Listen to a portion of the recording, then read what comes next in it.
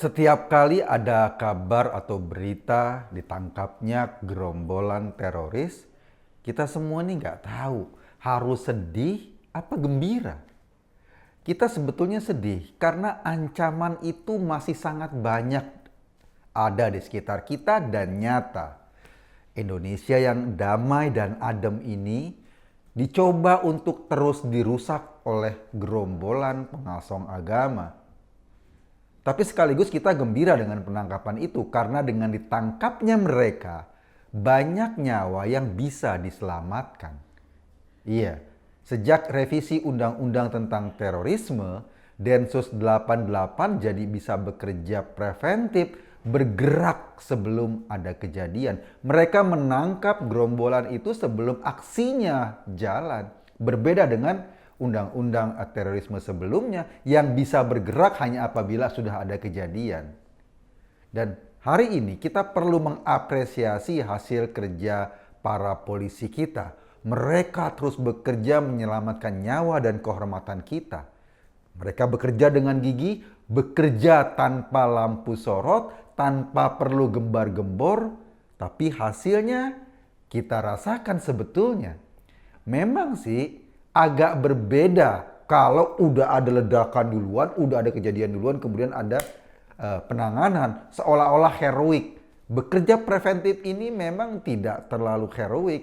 Sama seperti KPK yang kemarin-kemarin cuma sibuk menangkap dengan heroismenya, tetapi lupa bagaimana mengurangi potensi korupsi. Mengurangi potensi korupsi ya tidak heroik, sama seperti menangkap orang-orang yang akan melakukan aksi teror. Kelihatannya tidak heroik. Minggu lalu, Densus 88 sekali lagi berhasil menangkap 10 orang teroris di Merauke, Papua. Anda pasti kaget, loh, di Papua? Iya, di Papua.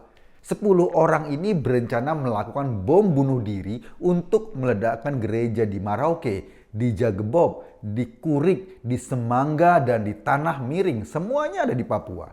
Mereka adalah anggota JAD yang mulai bermunculan di Papua sekitar tahun 2018 menurut penelusuran. Gerombolan ini memang sengaja mensasar Papua karena di sana sudah ada potensi konflik politik. Ada KKB OPM yang sekarang juga distempel teroris yang masih terus bergerak. Mereka atau para gerombolan teroris berbasis agama ini hendak menunggangi konflik KKB OPM ini untuk membuatnya jadi lebih besar lagi.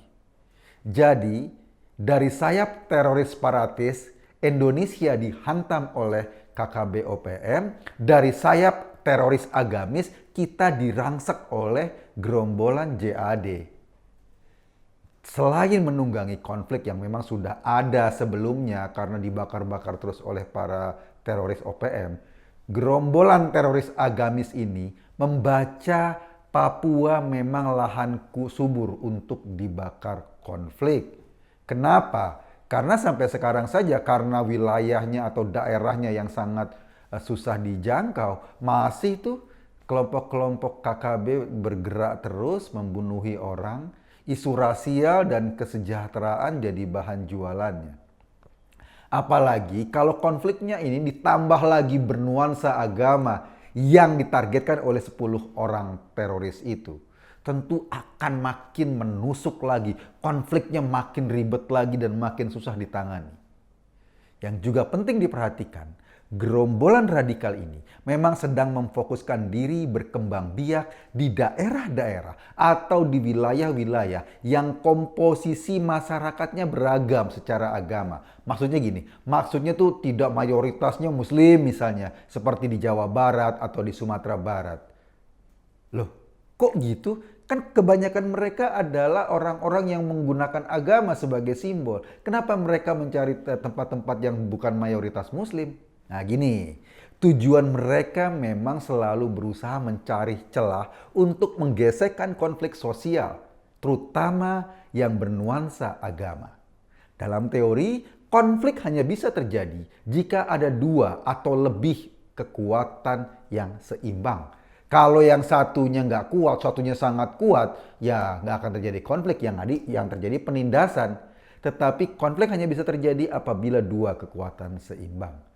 Orang-orang seperti ini, gerombolan-gerombolan ini dulu berhasil membakar konflik di Ambon, konflik agama di Ambon, juga konflik agama di Poso. Mereka meletupkan api sampai terjadi tragedi yang memilukan, yang memakan korban saudara-saudara kita sendiri. Warga saling tikam dan saling bunuh hanya karena berbeda keyakinan.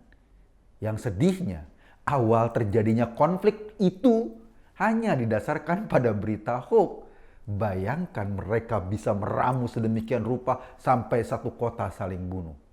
Ketika hoax dan api sudah tersulut, barulah dibakar dengan mendatangkan para serigala dari luar. Dulu tuh di Ambon didatangkan banyak pejuang-pejuang, ngakunya pejuang padahal perusuh dari luar untuk membantu memperbesar konfliknya. Alasannya untuk membantu saudara seagama, tapi sebetulnya niatnya agar kerusuhannya makin lama makin membesar.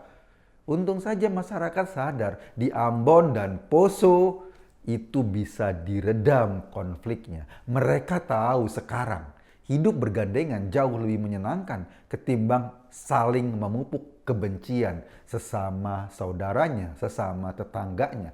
Kalaupun mereka berbeda ras atau berbeda agama. Saat ini, sisa-sisa konflik Poso masih kita rasakan. Poso sekarang jadi sarang gerombolan garis keras di Indonesia. Sudah banyak video tersebar bagaimana kondisi Poso pada saat ini, dan itulah yang terus-menerus dilakukan pengejaran atau penangkapan oleh Densus 88.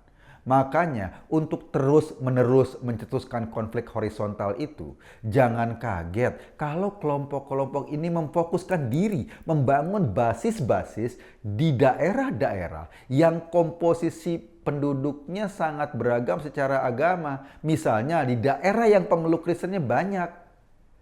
Kabarnya nih ya, HTI berkembang paling pesat di Papua, Sumatera Utara, Sulawesi Utara, NTT, bahkan di Bali. Sementara perkembangannya di Jawa Barat dan wilayah lain biasa saja.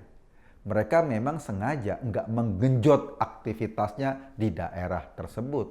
Nah, penangkapan 10 orang teroris di Papua itu membuktikan bahwa mereka terus-menerus merencanakan kekacauan yang lebih besar lagi, lebih besar lagi, lebih besar lagi. Targetnya apa? Targetnya agar terjadi konflik bernuansa agama. Dan jangan kaget kalau ustadz-ustadz mereka, kalau pemimpin agama mereka, mulutnya seringkali terus-menerus menggesekkan sentimen agama, mencela-cela agama lain. Ini sebetulnya inline, satu garis, gerakan di lapangannya terus dilakukan, gerakan intelektualnya dilakukan dengan ceramah-ceramah di masjid, provokasinya dilakukan di tempat lain. Gerombolan ini tidak akan pernah bisa eksis jika Indonesia damai. Mereka itu hidupnya kayak ikan lele, hanya bisa bertahan di air yang kotor, hanya bisa mengais dari puing-puing kehancuran. Keberadaan gerombolan ini ada di sekeliling kita, kita rasakan, nuansanya kita rasakan, statement-statement pendakwah yang memprovokasi kebencian pada agama lain ini sejalan dengan gerakan-gerakan yang ada di lapangan, gerakan-gerakan teroris yang ada di lapangan. Ujung-ujungnya apa? Membenturkan konflik antar agama. Kita harus sangat hati-hati dan waspada. Jika lengah sedikit, tengkuk kita akan mereka mangsa. Kita nggak bisa lengah. Taruhannya adalah masa depan kita. Sebab ini Indonesia kita. Kitalah yang harus menjaganya. Terima kasih.